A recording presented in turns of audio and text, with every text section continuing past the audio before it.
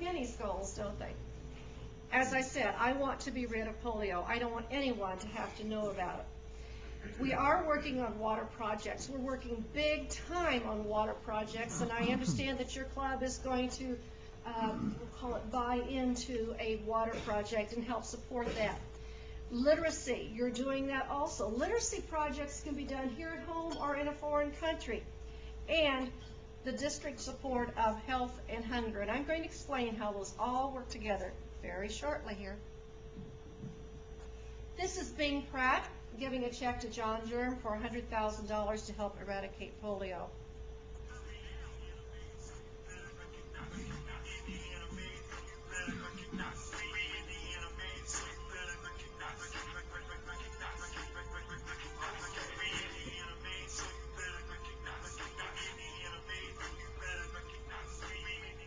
Little rap there about Indiana. These are all projects that various clubs have done.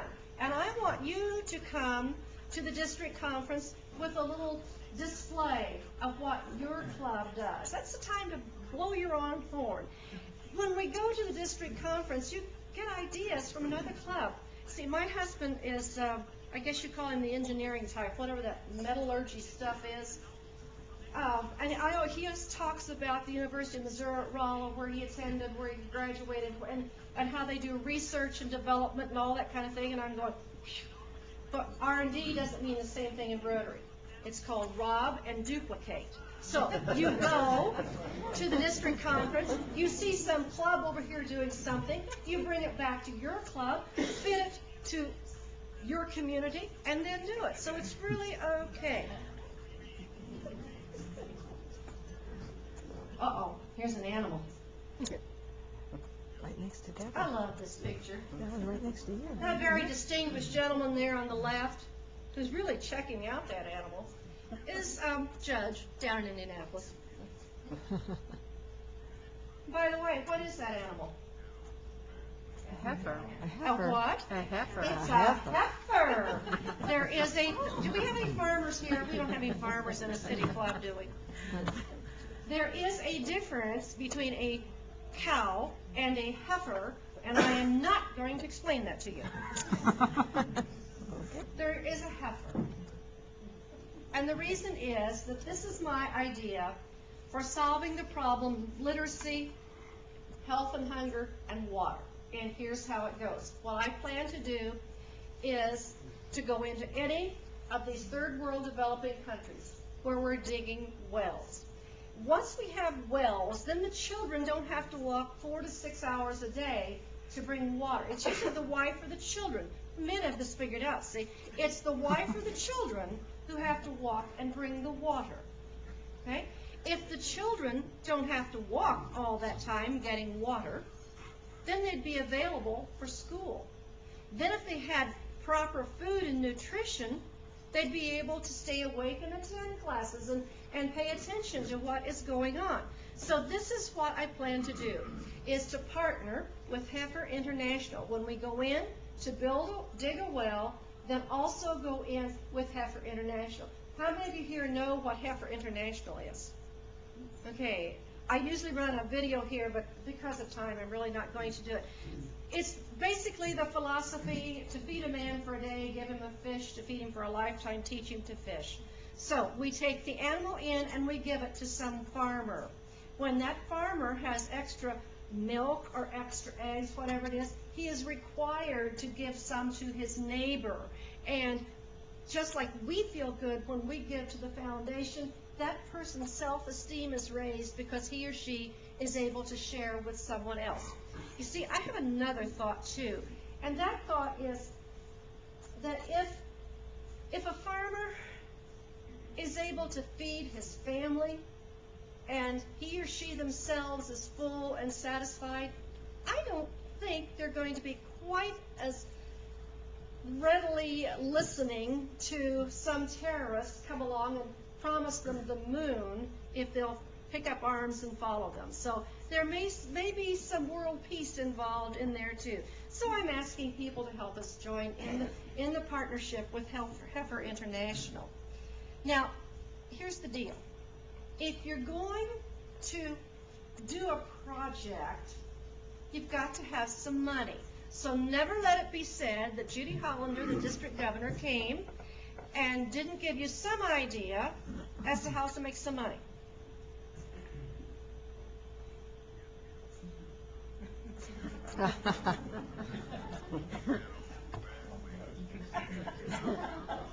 Yep, that's it.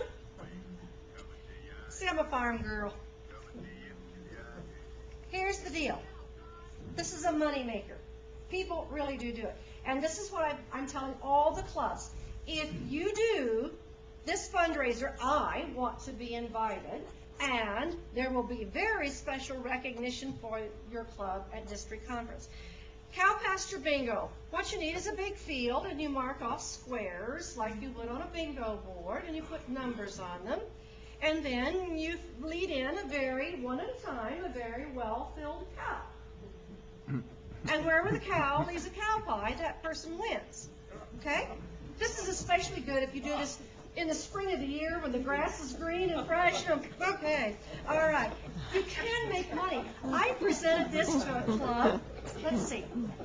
You said you lived at Flora? Yeah. When I presented this earlier this year to the Flora Club here, I thought I was giving them a brand new idea to make money. And they said, no, we've done this lots and lots of times. So They do it at the county fair. they do it at the county fair. So now, if this is, I realize that you're city folk here, and if this is too big a project that you don't have all this room for cows and big fields and all that, you can do it on a much smaller level. You could do it with chickens. Moneymaker. It does. It works, doesn't it, Jack? Yeah. Absolutely. Okay. Now, if I can be serious for just a moment. Membership in the United States is decreasing. We're all aware of that. We hear it all the time. So how are we going to get our membership back up? In Asia and places like that, it's increasing all of the time, but not here in the States. So here's what I want to ask you. How many of you are married or you have a significant other? Okay? All right, thank you. Now, of those of you who are married or have a significant other, how many of those spouses or significant others belong to Rotary? You're going to be kidding me. I got my husband's brother to join.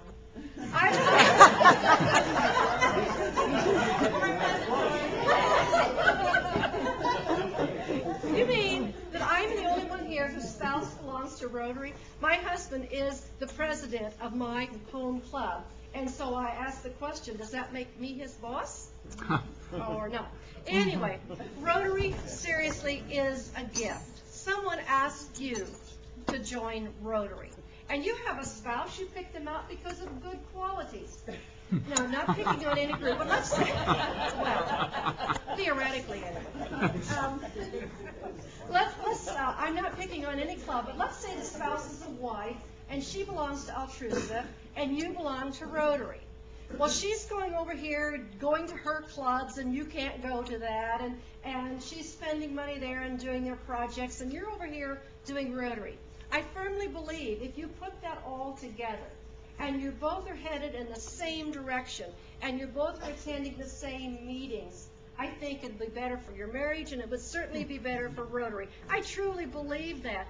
And if you say, well, my spouse is a school teacher, and she can't come to noon meetings, there's all sorts of makeups, and you can visit clubs that meet in the morning, like the other Anderson Club, and you could do the electronic makeups online. So that's not an excuse, okay? It really is possible. And of the little club that I belong to, a club of 25 people, we have 4 couples in that.